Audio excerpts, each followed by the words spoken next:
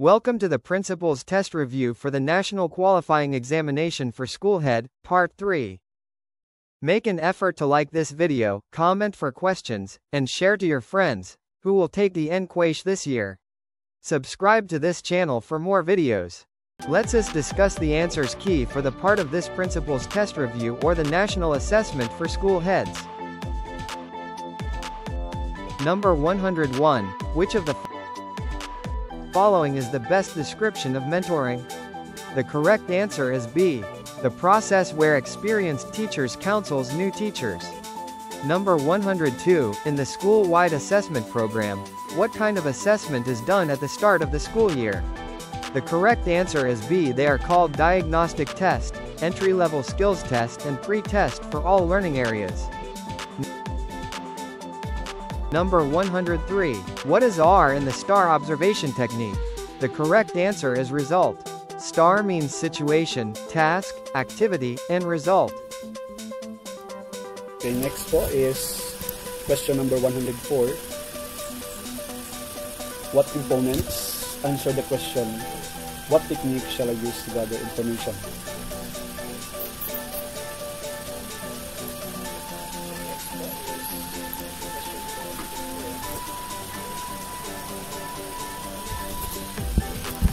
So the correct answer po is measurement. Then number 105, which of the following is not a feature of a productive work environment?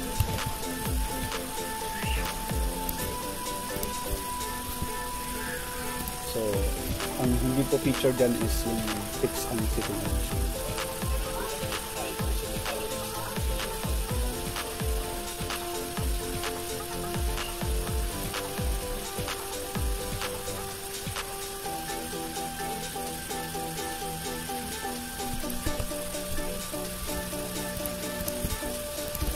Okay, for number 106, how many days po covered ang preventive suspension? Yan po ay 90 days. 107, what law paved the way for a teacher to join his or her spouse in the same school? Yan po ay RA 4678. Then 108, what position in the school PTA can be held by a teacher member? Pwede po siyang maging secretary lamang. Which of the following is not part of the computer system? So, hindi po bahagi yan ng graphics. Number 110, what is the start of the term of office of the board of directors and the officers? So, from the date of election, nabanggit na po yung kanina, the day that they are elected, yan po yung start ng kanilang term of office, yung board of directors and PTA. Then, the election of the officers of the municipality and the city federation should be held within 45 days from the start of the school.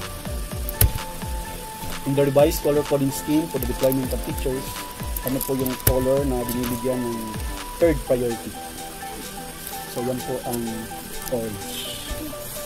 In the educational development plan that shows the intent and design that the schools will undertake to introduce the learning outcomes in the context of SBM, alam po natin yan po ang school improvement plan na may prescribed period at advantage. Number 114, what law allows legitimate children to use their father's surname? Yan po ang RA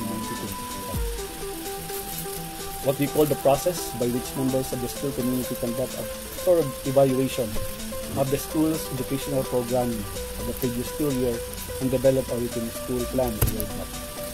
Yan po ang school improvement plan.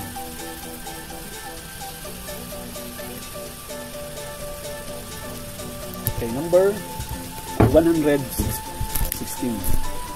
The window opening shall be at least how many meters high?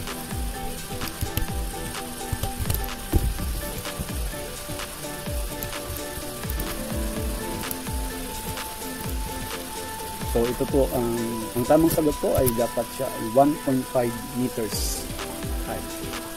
117. What learner-centered principle is applied when a teacher asks the students to use a Venn diagram to compare their knowledge and existing knowledge? So yan po ay the construction of knowledge.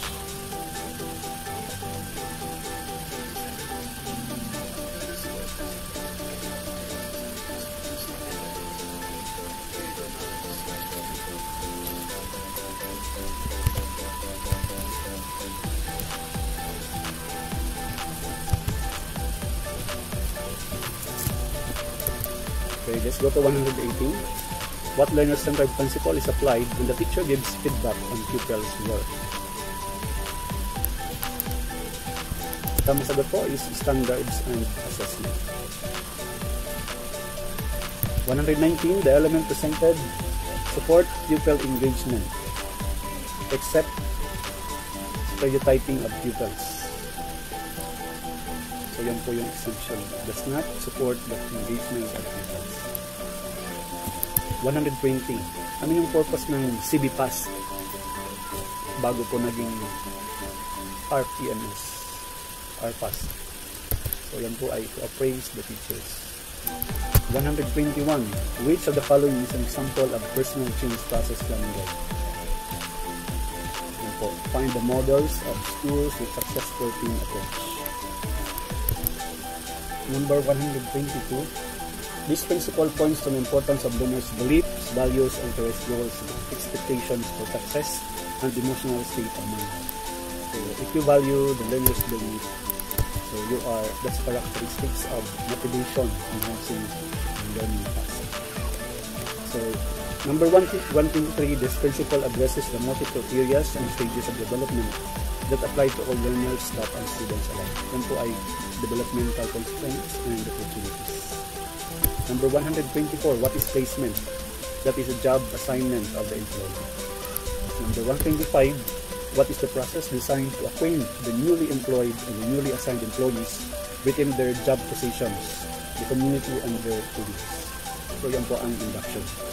So that's why we have induction program for beginning teachers or ITBT, and then malapit na po yung lumabas yung induction program for beginning students or ITB. 126. What is the incentive factor for those personnel affected by the RAP plan and observed in 25 years? Ang incentive factor po ay 0.75. Ano po ang tawag sa accreditation process that looks into the operations of the public and private elementary schools? Yan po ay PASBE. Number 128. It is an eligibility criterion for conferment of Center of Excellence. Yan po ay re-accredited status. Conferment of Center of Excellence. Which of the following is not an indicator that the teams get the best result? It takes up more time with fewer results. So hindi siya efficient. So it takes more time. Pero konti naman result. 130. How do we call teachers who have both the high level of commitment and instruction?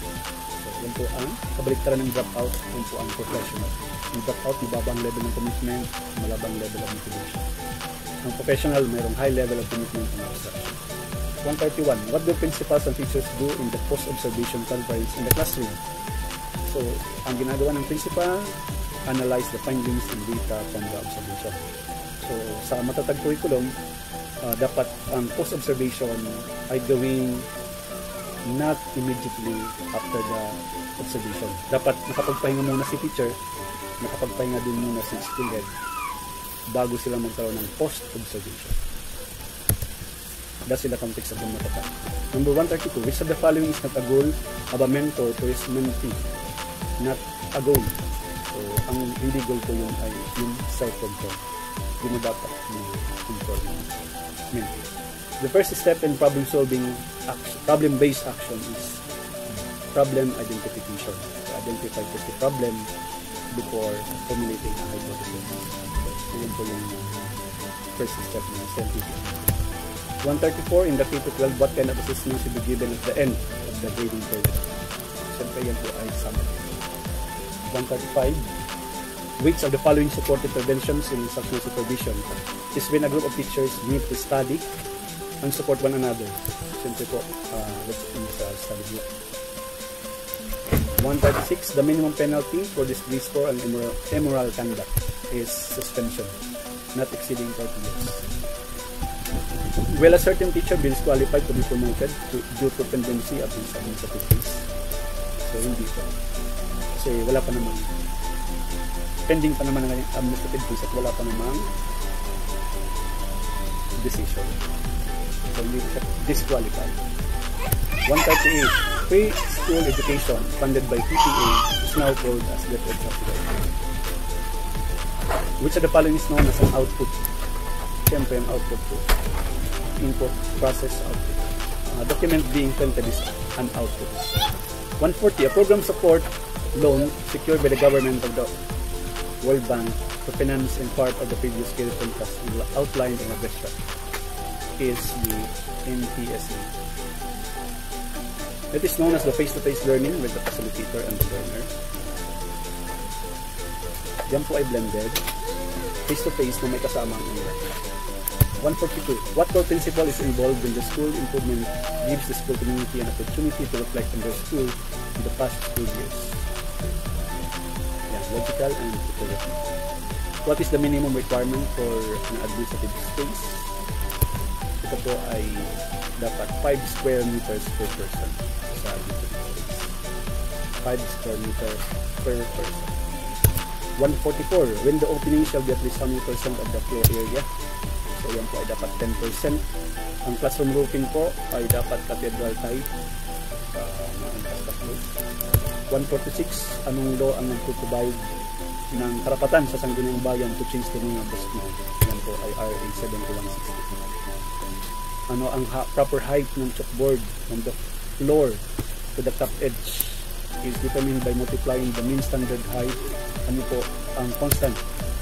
Yan po ay constant na 1.20. 148. What does the students need in a learner-centered classroom? Kailangan nga is competence. 149. This domain explains how the mind works to create sensible and organized view of the world. Yan po ay individual references. 150. What characteristic is present for those people who prepare challenging work? Your higher order thinking skills. The mathematics department wants to hold the math fair on December 18. Ang issuance nila dapat i-prepare. Unnumbered million. Hindi po pwedeng depend order because it's in sa policy. Hindi rin po pwedeng depend million. 152. In what issuances you can read the performance-based bonus. So in the person that administers selection and aids the superintendent in solving personnel problems, yan po yung nasa human resources. So, HRM. 154. What is the sector for technical, vocational, and middle level education all? Siyempre, ang technical skills ay nasa person.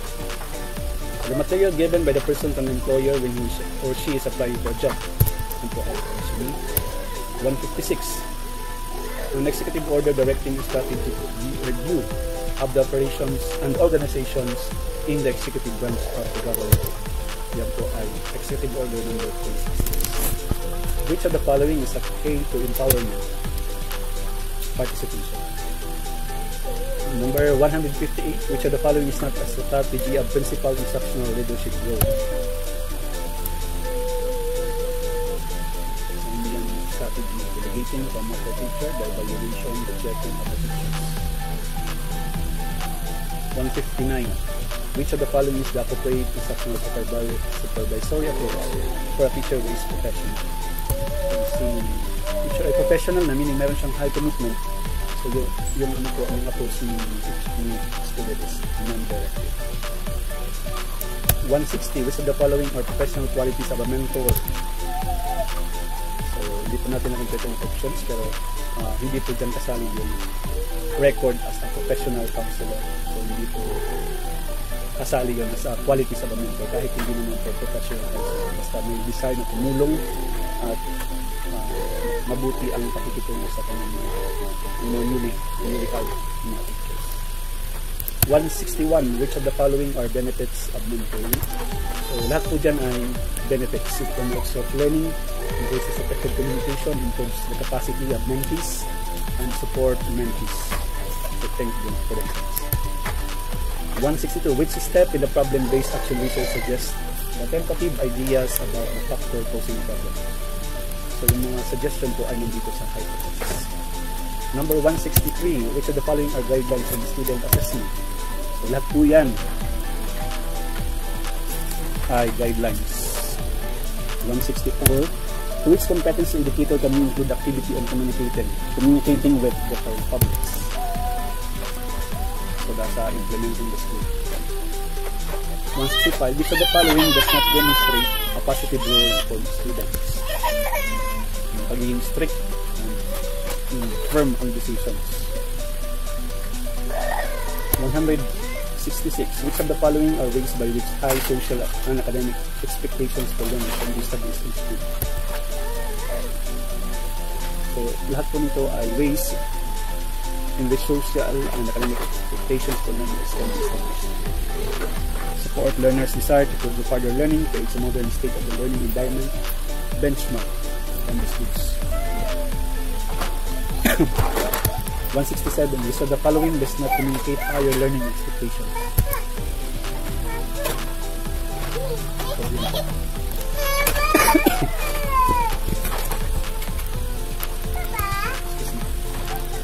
168. Lahat po ito ay dapat gawin as a result of formative assessment. 169. Which of the following activities will result in the loss of proper context and learning understanding? We will have a short 2 minutes breaks. Water break lang po.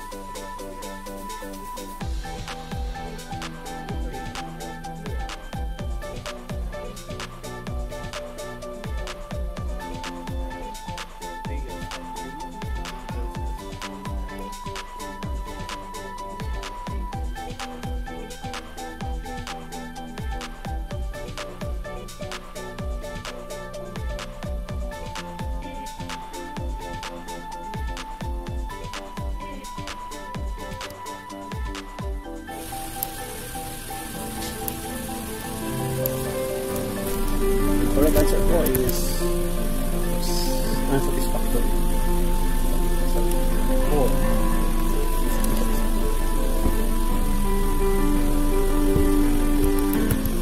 171. Annotations are important because A. It makes your evidence speak for you. It highlights your professional skill and teaching. It really helps to reflect on your teaching practices. Payday for the professional.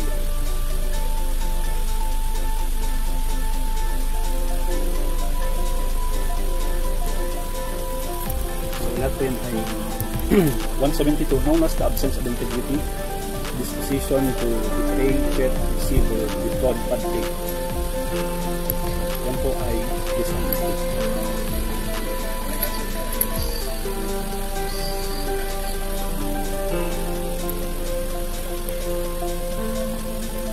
The refusal to perform official duty is penalized with what in the first offense? The suspension po for 6 months and 1 day penalty. F. Yan po ang case ng refusal to perform official duty. 174, which of the following actions will be a ground for administrative contempt?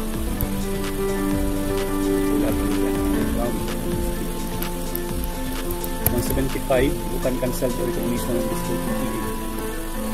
Ang revision ng PTA ito ay pwedeng mag-cancel ang recognition of this PTA. 176, married male employees are entitled to the first 4 deliveries. This legal stuff.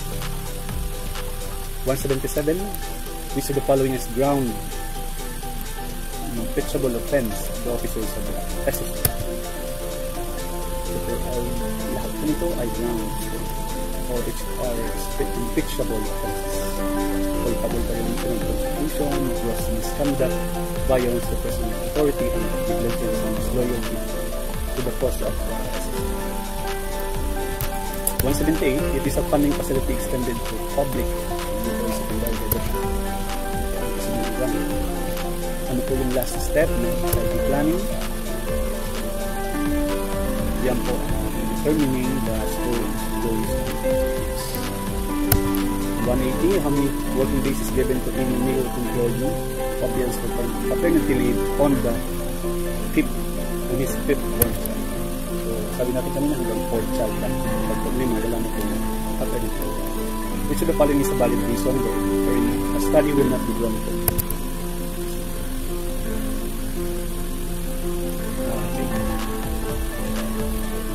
Study will not be granted. Ang valid reason po ay yung it must be ito po yung least satisfactory performance yung sagot. 182. How will the teacher in the learner-centered model embrace the value of the uniqueness of each of the teachers? By using unconditional teaching practices that accepted the learning. 183. What learner-centered principle is applied when the teacher asks the pupils to apply in graphical organization? Individual differences in learning. 184. Which of these domains highly promotes both positive self-development, cognitive and metacognitive? 185. This principle states the depth and breadth of information process. Of motivation, enhancing learning. Principles that states the depth and breadth of information. Okay, na po tayo. Tapos po tayo. What research design was used in the study here? So, natin po natin. 2 reading interventions. Experimental. Methodology. Quantitative. Hypothesis. There is no significant difference between the effects of intervention 2 and intervention 2. What's the decision of the study? There is no significant difference between the effects of intervention A and B. 190. What is the best course of action for the principal? So, pwedeng implement intervention A. 191. The enrollment for 2020 to 2021 is higher than that of 2019 to 2021. So the report is false based on the data presented. 192. The increase in enrollment is due to the effects of the COVID-19. So the report, the data presented is not sufficient to infer the statement. malaman if the enrollment increase was looking at the tabulated information. 193, male to female ratio is higher in 2020 to 2021. Okay, so the data presented is sufficient to infer the statement na mas malaki ang male sa female ng 2020. 194, the school principal has investigated the cause of the enrollment in grade 10. About the enrollment 10. The data presented is not sufficient to infer the statement. Hindi naman mababa ang enrollment sa grade 10. In fact, mas mataas pa ang grade 10 kaysa sa grade 9 na 2020. Number 195, the highest increase in enrollment is in grade 7. So, mas madami daw ang grade 7 ang increase in enrollment. The statement is false based on the data presented. Saan ang mas mataas ang increase in enrollment? Ito ay nasa grade 196, the performance in mathematics is the highest among the grade 8s. Mathematics po ay orange. If you total po lahat yan, talagang mataas. Performance in English is the lowest among the three areas. Lowest ba ang English? Blue. Lowest po, if you will add the top, science. 198, the grade 9 level has better English teachers. So therefore, the data presented is not sufficient to infer the statement. Kahit mataas ang performance ng grade 9 sa English, we cannot say na mas magaling naman ang kanilang grade teachers. Hindi po sufficient ang data natin to generate or infer the statement. 199, the performance of grade 8 in math and science is almost the same. Grade 8 math and science is almost the same with the grade 10 students math and science. So, magkaiba po. Kasi sa grade 8, ang mataas is math. Sa grade 10, ang mataas ay math. Sumunod sa grade 8, pangalawang mataas ay English. Sa grade 10 naman, mas mataas science. If you will compare naman math and science, that is orange, mataas ang grade 10 sa math compared to grade 8 math. Science naman is mataas sa grade 8 compared to science sa grade 10. And the last po, the performance in math is positively correlated with the performance in science. So, the statement is false based on the data presented. So, hindi natin assume that ang increase ng math, ng performance ng math is correlated with the performance of science. So, yun po. Maraming salamat po. Don't forget to subscribe to this channel for more review materials and professional development programs.